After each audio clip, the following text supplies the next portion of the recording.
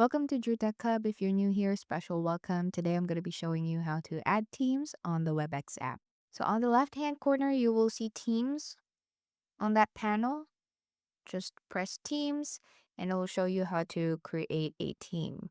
The team name is required, so you would have to add that information. You can add a description of the team, and you can also add the people in your team by their names if they're on webex.com or by email address. Once you're done inputting those information, you can just press create and your team has been made. So you could edit the team name by clicking this area. You could change it to, and you could also add the description by clicking the area right below the team name. You can also add your team moderators on this area as well.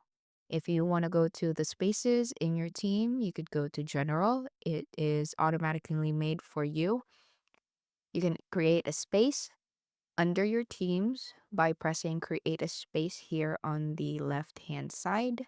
You can also add your team members by pressing members and adding your team members via name or email address on here. And that's it. That's how you create a team on Webex.